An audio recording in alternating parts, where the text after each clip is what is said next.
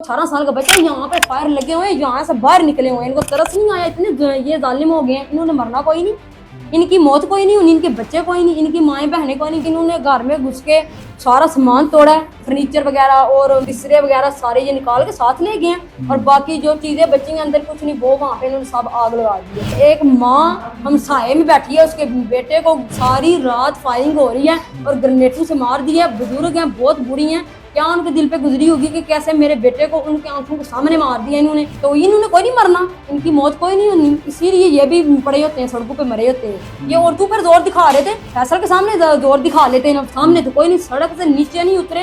ये सही बात तो किसी ने कही हुई है कि पुलिस वाले किसी के दोस्त नहीं होते। अच्छा, जिस दिन ये पुलिस मुकाबला हुआ था तब आप कहाँ थी, वो बच्चे आपके कहाँ पे थे? जब बंदा शहीद हुआ है ना, तो फायरिंग शायरिंग हुई है तो पुलिस वाले आ गए हैं। तो ये हमारे घर में कोई नहीं था। ये ना पुलिस वाले आते हैं, हमें पता है ये तोड़ फोड़ पहले भी हमें दलील करते हैं, तो हम पहले ही साथ वाले घर में चले गए हैं। तो इन्होंने हमारे घर में सारा सामान पहले तो 3-4 दफा तोड़ चुके हैं। हमने चीजें सही नहीं करवाई कि ये पुलिस वाले हमारी जान नहीं छोड़ रहे, ना इन्होंने छोड़नी है। इन्होंने घर में घुस के सारा सामान तोड़ा है तो चले गए हैं। तो फिर हमें दोबारा घर में नहीं ताल हुए कि ये पता नहीं और क्या करेंगे। इन्होंने बंदा तो हमारे इल्ज़ाम लगा दिया फैसल के ऊपर कि बंदा इसने मार दिया है। तो मैं वैसे दूसरे गांव में चली गई हूँ, हमारे दूसरे बाकी सारे खानदान घर वाले, उनकी अम्मी भी साथ वाले घर में थी। तो ये एक माँ हमसाये में बैठी है, उसके बेटे को सारी रात फायरिंग हो रही है और ग्रेनेडों से मार दिया है। बुजुर्ग हैं, बहुत बुरी हैं, क्या उनके दिल पे गुजरी होगी कि कैसे मेरे बेटे को उनके आंखों के सामने मार दिया इन्होंने। उनके भाइयों को बुलाया है। ये जैसे पता चला ना हमें कि ये आप पूछ रहे हैं कि आप कहाँ थी, मैं तो नहीं थी, इनकी जो भाभियाँ हैं इनको जैसे पता चला कि पुलिस आ गई है, ये भागती हुई आई हैं कि हम आपको जिंदा अंदर से पकड़ देते हैं, आप इनको मारना ना। हम ये इन्होंने धक्के दे के सबको पीछे कर दिया, कोई बंदा इधर आए नहीं। इन्होंने बदर से लेके और दूर दूर तक इन्होंने रोड ब्लॉक की, तो कोई बंदा मुसाफिर भी ना गुजरे, कोई गाँव का रहायशी ना आए कि हमने इसको मार के ही जाना है। आज इन्होंने मारना था, इसलिए ये पकड़ते ही नहीं थे। ये इनकी साजिशें हैं बहुत सारे लोगों की, इनकी पूरी हुई हैं कि ये मर गया।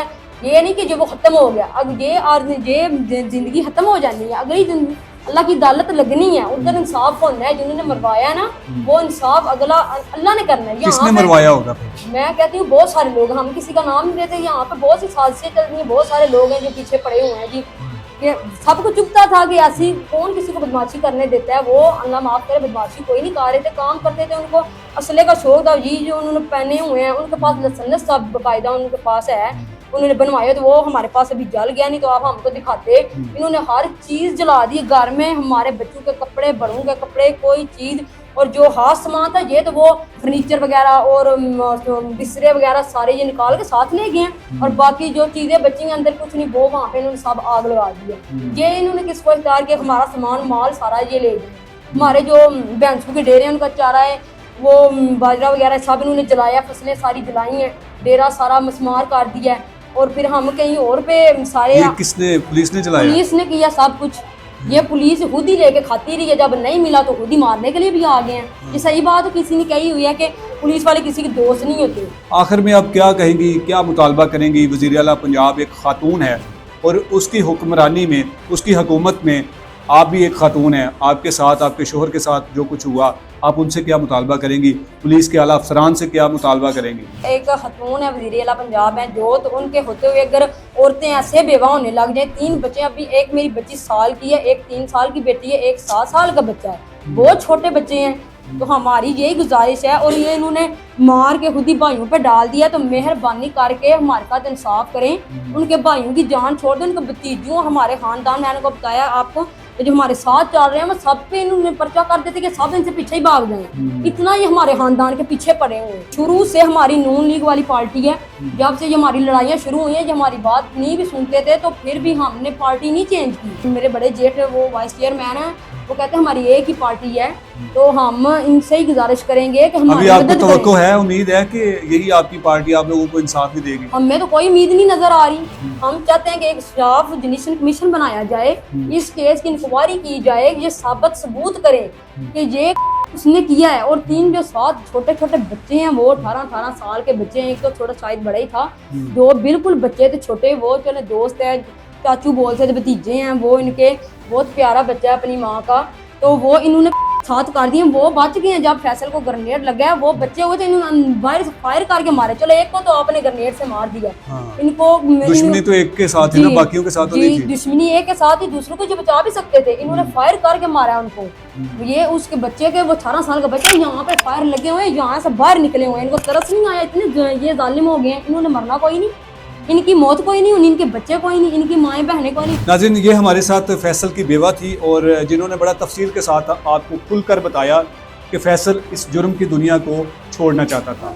फैसल के इस फैसले की शायद पुलिस को भनक लग गई थी और फिर उसके बाद किस तरह से इस गांव को पूरा ऐसे कर्फ्यू का समा था कि किसी को भी घर से बाहर नहीं निकलने दिया, और फिर उस घर को इस तरह से गोलियों का निशाना बनाकर छलनी किया गया, जिस घर में फैसल ने ये मरने से पहले कहा था कि मैं गिरफ्तारी नहीं दूंगा, बल्कि मैं मुकाबला करूंगा, बल्कि मैं ये साबित करूंगा कि मैंने किसी भी पुलिस एहलकार को नहीं मारा। अब बहुत सारी सोशल मीडिया पर और मीडिया पर खबरें गर्दिश कर रही हैं कि फैसल बहुत बड़ा मंशियात फरोश था। फैसल मंशियात फरोश कैसे बना? फैसल को मंशियात फरोश किसने बनाया? इनकी बेवा का सिर्फ इतना सा मुतालबा है कि एक शफाफ जुडिशल कमीशन बनाया जाए जो इन 4 की शफाफ किस्म की इंक्वायरी करके जो कसूरवार है उनको सज़ा दी जाए। और मैं तो इनसे सिर्फ यही कहूँगा कि अगर इस मुल्क में अदलिया जिंदा होती या फिर आयन होता तो शायद ये पुलिस मुकाबला ही ना होता। अदलिया इस वक्त सिर्फ और सिर्फ एक हलाला सेंटर बनकर रह चुकी है और उसने इन तमाम अदारों को ये खुली आज़ादी दे दी है कि आप जिसको चाहे मौत के घाट उतार दें, आपको कोई पूछने वाला नहीं है। अब उन 4 के कत्ल की जो FIR है फैसल के भाइयों के खिलाफ दर्ज कर दी गई है, लेकिन पुलिस जश्न मना रही है। पुलिस पूरे गांव में चक्कर लगाती रही, उन 4 मकतूल को, उन मकतूल के साथियों को गाड़ी में डालकर घुमाती रही। उस कांस्टेबल जिसे शायद फैसल ने मारा या नहीं मारा, या फिर वो किस तरह से हुआ, उसके गांव में ले जाकर भी ये पुलिस साबित करती रही। पुलिस अपने पेटी भाइयों का तो बदला 24 घंटे के अंदर अंदर ले लेती है, लेकिन जब किसी आम शहरी के साथ जुल्म होता है तो तब पुलिस सिर्फ उनको जलील करने के लिए ही बैठी है। और इसी तरह ये सिस्टम चल रहा है, इसी तरह से ये सारा कुछ निज़ाम चल रहा है। लेकिन अगर फैसल ने पुलिस के साथ दोस्ती बनाई थी तो उसका अंजाम भी देख लिया कि फैसल की मौत किस तरह से हुई। तो इजाज़त चाहूँगा, अल्लाह ने के बाद।